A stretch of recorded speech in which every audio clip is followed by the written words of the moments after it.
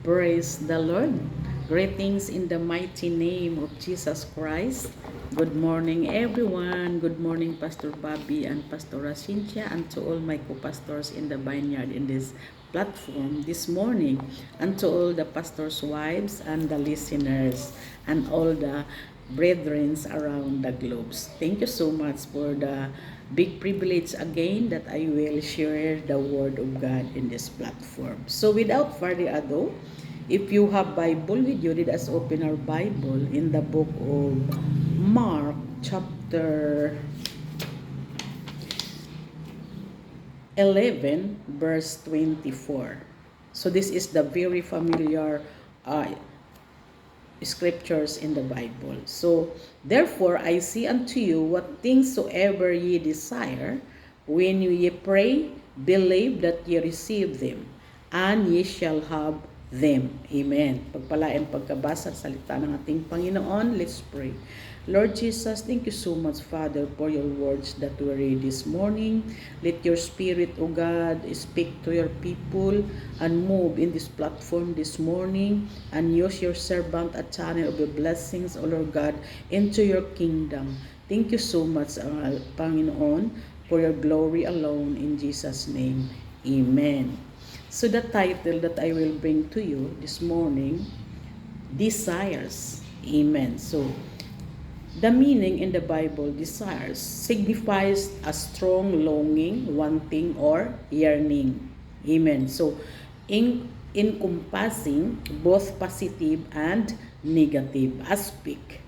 It can refer to righteous desires for God and spiritual growth or right living. Amen. As we ask the sinful desires driven by self-contentedness and worldly attachment. So, ang Christian sometimes ay hindi po na-continue, na-contento. Amen? Contentedness and worldly attachment. Sometimes naka-attach pa tayo sa mga worldly things in this world. Hallelujah. Especially now, puno ng kaguluhan ang mundong ibabaw, puno ng kasalanan. Hallelujah. So we have 5 elaboration, amen, about desires. Number 1, positive desires. Highlight desires for God. Amen. Wisdom, spiritual gift, and righteousness. For example, in Psalms 27 verse 4, that expresses the desire to dwell in the Lord's house. Amen. Praise God. Kailangan tayo po mga kapatid ay nakafocus lamang sa ating Panginoon. Amen. Praise God. And also in Proverbs says, state that a lack of vision, desires for God's word leads to a fool. Kung lack tayo ng wisdom, mga kapatid, or vision, our life, mga kapatid, our Christian life leads to a fool. Amen. Number 2, sinful desires. The Bible also acknowledges and condemns sinful desires such as lust, greed, and pride, and the pursuit of worldly. Hallelujah. Worldly pleasure. Our God's will, those desires can lead to a separation from God. Amen. And a life that is not pleasing to Him. What a Bible says in Romans chapter 1:24, mga kapatid, wherefore God also gave them up to uncleanliness through the lust of their own hearts. Amen. To dishonor their own bodies between themselves. Hallelujah. Hallelujah. Sikaraya. Thank you, Jesus. So, next, God's desires. Amen. So, God's desires, God also has desires, including a desires for true worship. What the Bible says, mga kapatid, in Psalms chapter 37, verse 4, it says, delight thyself also in the Lord. Amen. Praise God. And He shall give this to desires of thine heart. Amen. Hallelujah. Ang Panginoon, mga kapatid, ay magbigay ng in thine heart, sa ating sa ating puso, mga kapatid. Hallelujah. Thank you, Jesus. Number 4, desires will. Amen. The concept of the desires is closely tied to the will. Our desires can be directed towards God's will, or they can be selfish and lead to disobedience. Amen. Praise God. Ayaw ng Panginoon yung mga ganyan. Yung pride, mga kapatid. Hallelujah. Hallelujah. Yung greedy tayo, mga kapatid. Madamot po tayo sa gawain ng ating Panginoon. Hindi natin binibigay talaga yung givings na karapat-dapat para sa ating Panginoon. Hallelujah. Sikuruya. Thank you, Jesus. So, mga kapatid, ang sabi nga dito, the concept I repeat of the desires was closely tied to the will of our desires can be directed towards God's will, or than they can be selfish and lead to disobedience.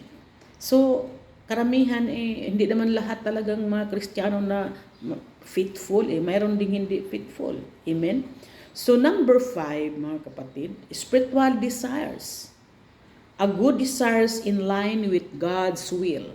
Yung good desires, mga kapatid, naka-inline yan. Amen? With God's will. Lagi tayong sumusunod sa kalooban ni Lord kapag tayo po'y naka-inline sa Kanya, nakapokus po tayo. Yung ating mindset ay nakapokus sa ating Panginoon bilang mga Kristiyano. Amen? So, with God's will, you will be free. Amen? In James chapter 5:16, amen? Ang sabi nga the prayer of the righteous is, amen, availeth much. Hallelujah. While a sinful desires are based on self-centeredness and form of idolatry. Marami para tayong mga idolatry sa buhay natin. Marami tayong alibis. Sometimes Sunday, ginagawa natin, hindi ako magsisimba kasi po maglalaba ako, marami akong maglilinis ako.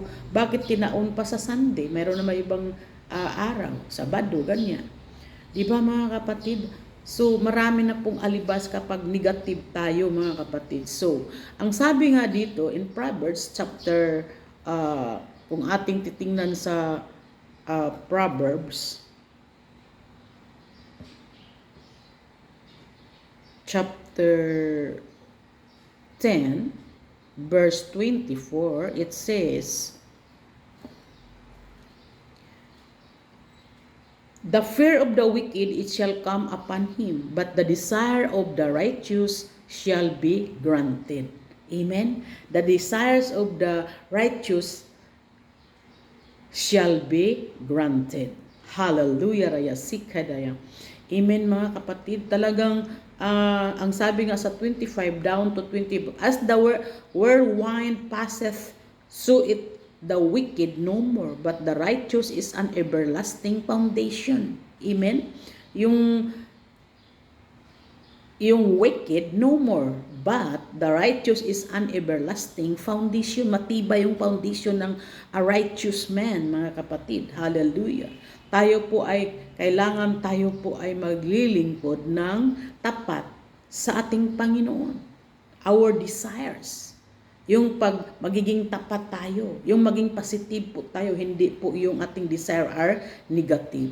Praise God. Hallelujah. Raya Sikada. The wicked deed will come you him, but the desire of the righteous will be granted. Hallelujah. Thank you so much. Hallelujah. Raya Sikada. So I just want to encourage you, mga kapatid. Hallelujah. We need to be faithful to serving God. And nakalagay sa ating mga desires yung maging faithful tayo, yung ating mga ang nakapokus sa ating puso, mga kapatid, or sa ating mind. Amen? Ang ating Panginoon. Yung ating mga desires na kalooban ng ating Panginoon.